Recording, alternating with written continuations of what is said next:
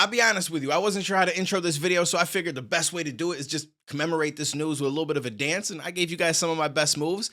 But apparently Eminem is going to be dropping an album this summer. They teased it at the NFL draft. Let's just run the clip real quick. Through his complex and oft-criticized tongue-twisting rhymes, the blonde anti-hero known as has had no shortage of enemies. He's not a friend. He's a psychopath. The same rude lyrics and controversial antics may have ultimately led to his demise. So who killed Slim Shady? Join me as we recreate the events that led to the murder of Slim Shady. I knew it was just a matter of time for Slim. Oh. All right, so before we dive into what this might mean musically, I just want to point a couple of things out because they don't actually promote it as a music album. I'm pretty sure that's what it is because Dre told us music was coming this year, so it makes the most sense. But a friend pointed out to me that you could also look at that trailer like something for a documentary, right? Like this whole time he had been Slim Shady as his alter ego, and this is him showing his growth and over the years how he made certain types of music and evolved and just these different parts of him that maybe he's now leaving behind. And I felt like that is legitimate. I do think that it's going to be music. I'm not here to try to sell you on it being a documentary, but I'm just saying I wouldn't be mad if we got a documentary and an album. I'd kind of be cool with both. So let me know what you guys think about that down below. Regardless, it's interesting because then it makes you wonder, like, what kind of music are we getting?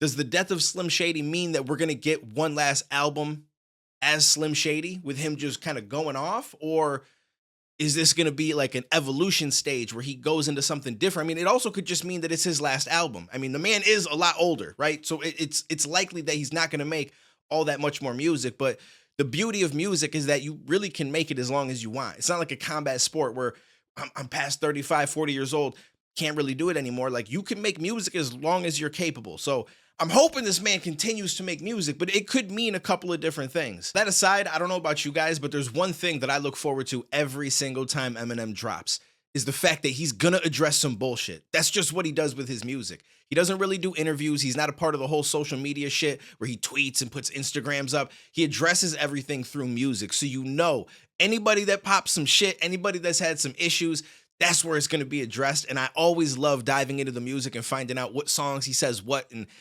it's just, I feel like it's like an experience when it comes to his music that you don't really get a lot of other places, because people will throw shots and will say stuff in music, but usually it's said first in a tweet or in an Instagram post or in an interview, and you kind of know it's coming. Whereas with Eminem, you don't know what he's paid attention to, what it was that he took offensively or just felt like he wanted to give a response to until the music drops. And I think that that's genius, because it gives you even more reason to listen to his music aside from it being dope. Another reason I'm looking forward to the album is because I feel like this man has started to evolve in a way that is just really crazy to see. Like, he's changed so much from the Slim Shady LP to Music to Be Murdered By. Like, he's a completely different writer. He used to be way more straightforward, like a lot of shock factor, which he still does at times, but there wasn't a lot of complexity in the lyrics as far as like double, triple entendres. And I'm not saying that was a bad thing, because I loved it. His delivery, that hunger that he had when he was younger, it was so different than anybody else. When I first heard Eminem, I was sitting in 7th grade tech class,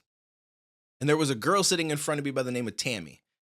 And she was listening to something, and I don't even remember how the conversation started. I think I liked her, so maybe I asked her what she was listening to, and she said Eminem. And I remember just thinking to myself, like, a bag of M&Ms. I thought it was a soundtrack for like an Eminem movie. Like, I didn't know who he was at all at this point.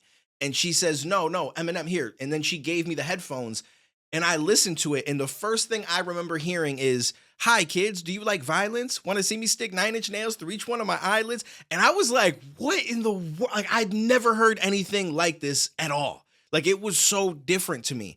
And I remember immediately going home and begging my mom to go buy me that album. And thankfully she got me the one that swore, and I would bump that on the way to school. It's crazy. Shout out to my mom, because I put her through it. I was listening to DMX, Flesh of My Flesh, Blood of My Blood, and the Eminem album on the way to school. And I'd listen to Still Don't Give a F, zoning off of one joint, stopping a limo, hopped in the window, shopping the demo at gunpoint. And the chorus for that was, "For all the drugs that I've done, yo, I'm still gonna do." Like, it was such a crazy song to be playing in the car with your mom, but that shit got me hyped up for school. Like, it made me feel confident. Like, it was just a whole different ball game. So I absolutely loved old Eminem. And I said some things that some Eminem fans find a little bit controversial, and it's no disrespect because Eminem is in my top 3. Like Pac is always going to be my favorite because of the time period when I listened to him. It just helped me out with a lot of stuff and the way that he just rapped, and it's just a certain thing to me. But Eminem is right there, probably second or third, and he's always going to be there. And I do think he's probably one of, if not the greatest rapper technically that has ever existed. So I'm not throwing shade at him, but personally, there are a couple of his albums that I just don't rate that highly. Like I liked Slim Shady LP, I liked Marshall Mathers LP, the Eminem Show was cool. Encore was all right. It wasn't my favorite. And then I'd say I liked Marshall Mathers LP2, Kamikaze, and Music to be Murdered by. And I know some people like Relapse, Recovery, Revival. They're just not really for me. Now, I will say that I wasn't listening to a lot of music around the time that they came out, from like 2012 or sometime around then, up until I started to do my music reaction channel, which was really just a gaming channel. And then people requested me to check out music. So that was the only reason why I switched. I never watched music reactions. I didn't even know it was a thing until I started to do it and realized there was a whole community for it. But I missed all those albums. So maybe not hearing them in the procession of them coming out is why I feel the way that I do. But listening back to them, it's just not the same. Like I feel like it's not the same as the early albums, which were like just crazy. The late albums, which are way more lyrical and more structured better. It just sounded like those middle albums were more him trying shit out, which is cool. I think it's dope as an artist that he was willing to try different shit and kind of go outside of his boundaries and find what worked and what didn't. But to me, it just doesn't hit the same. And I know one of them was around the time that he had OD'd, and it feels like it was more so him just trying to get back into music, trying to learn how to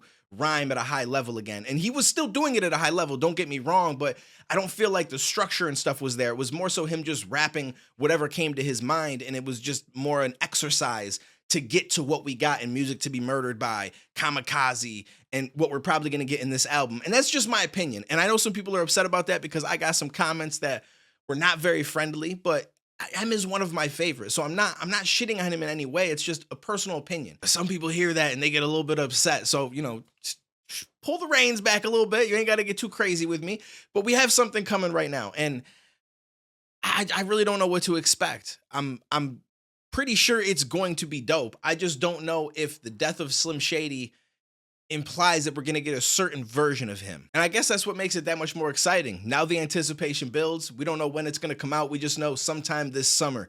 And again, I feel like, you know, June, specifically June 7th, probably the best time and day that he could drop it, you know, right on my birthday, and then we could celebrate and react to that together. I haven't decided if I'm going to check it all out in one day like I did Music to be Murdered by. I literally sat here and recorded every single reaction and uploaded it all within 24 hours, I'm pretty sure. So I may try to do that again, or I may split it between a couple of days, but you already know we're going to be on it. There's absolutely no doubt about it. So let me know what you guys think down below. Appreciate you. I'll catch you in the next one, homies.